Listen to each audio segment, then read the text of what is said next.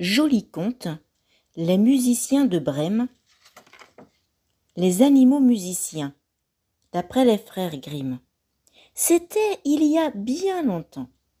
Un âne gris, vieux et pelé, cherchait un peu d'herbe le long d'un sentier lorsqu'il entendit un jappement auprès de lui. Un chien le regardait à travers une barrière. « Qu'as-tu donc, mon pauvre ami ?» demanda l'âne. « Tu baisses la tête bien tristement. »« N'ai-je pas raison ?» répondit le chien. « Je suis devenu vieux, mes pattes sont trop raides pour courir et je n'ai plus de crocs solides. Aussi, mon maître a-t-il décidé hier soir de m'abattre d'un coup de fusil, car il ne veut pas nourrir une bouche inutile. Ne suis-je pas à plaindre ? Bah, dit l'âne, que te sert de gémir ? Tel que tu me vois, marchant gaiement le long des routes, tu ne te douterais pas que j'ai eu un maître aussi ingrat que le tien. Je n'étais plus assez fort pour porter les paniers au marché, et ce méchant homme voulait se débarrasser de moi. Mais je ne l'ai pas attendu, j'ai pris la clé des champs et je vais droit devant moi, croquant les chardons du sentier. Viens avec moi, à nous deux, nous ferons peut-être de grandes choses. Le chien se glissa à travers la barrière et, tout boitillant, vint rejoindre l'âne. Ils marchèrent ainsi pendant plus d'1 heure. Comme ils longeaient un petit mur fleuri de capucines, ils entendirent un miaulement tellement angoissé qu'ils s'arrêtèrent aussitôt. Ils virent, tapis au milieu des fleurs, un vieux chat maigre. « Qu'as-tu, l'ami ?» s'exclama l'âne. « Tu miaules bien tristement. »« N'ai-je pas raison ?» répondit le chat. « Je suis devenu vieux, mes pattes sont trop raides pour courir, mes oreilles n'entendent plus les souris, » interrompit l'âne d'un air moqueur. « Tu ne peux plus faire ton métier de chat, et ton maître veut t'abattre d'un coup de fusil. Non, c'est ma maîtresse qui veut me noyer en m'attachant une pierre au cou, car elle ne veut pas nourrir une bouche inutile. Je connais cela, dit à son tour le chien. Le chat regarda les 2 animaux d'un air méfiant. « Mais qui êtes-vous, et comment avez-vous deviné mon malheur ?»« C'est qu'il a été le nôtre, répondit l'âne d'un air sérieux. Mais nous nous sommes enfuis, et nous marchons librement sur la route. Viens avec nous, à nous 3, nous ferons peut-être de grandes choses. » Le chat sauta auprès d'eux, et ils partirent le long du sentier. Le chat racontait à ses nouveaux camarades ses plus belles chasses, lorsqu'un cocorico désespéré les arrêta tous les 3. Perché sur une vieille souche, un coq agitait péniblement ses ailes. L'âne lui jeta un coup d'œil. « Ou je me trompe fort, ou voilà pour nous un autre compagnon. Il me paraît assez vieux et déplumé pour connaître lui aussi les misères de l'ingratitude. » Les 3 animaux s'avancèrent vers la souche. « Holà, coq, tu lances ton cri bien tristement, dit l'âne. As-tu les pattes trop raides ? Demanda le chien. Ta force s'est-elle enfuie ? Ajouta le chat.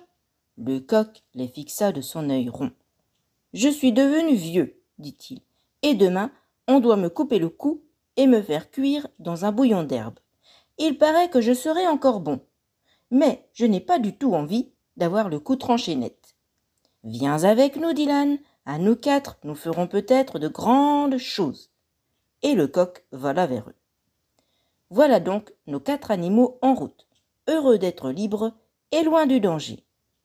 La nuit tomba.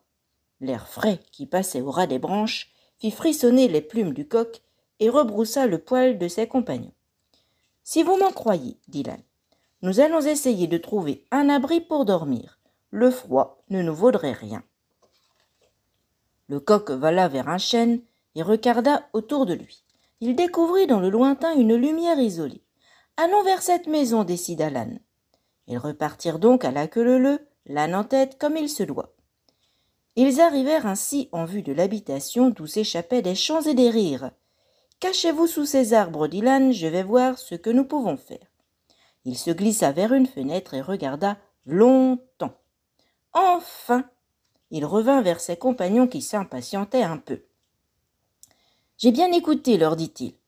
Ce sont des voleurs qui festoient. Ils fêtent l'un de leurs exploits. J'ai pensé que nous pourrions les chasser et nous installer à leur place. »« Comment faire ? Dit le chien. Mes crocs ne sont plus solides.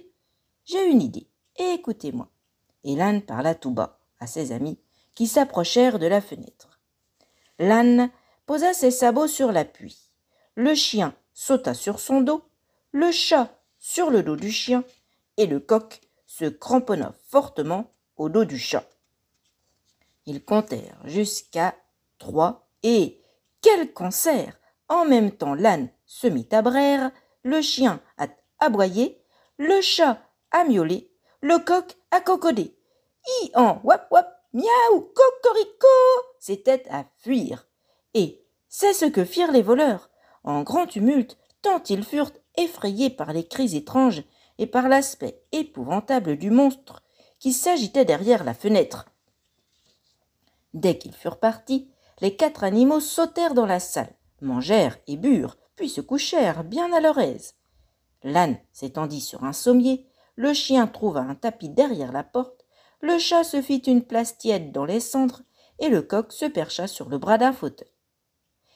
Mais un peu plus tard, l'un des voleurs, plus courageux, se glissa dans la salle, où il faisait maintenant très sombre.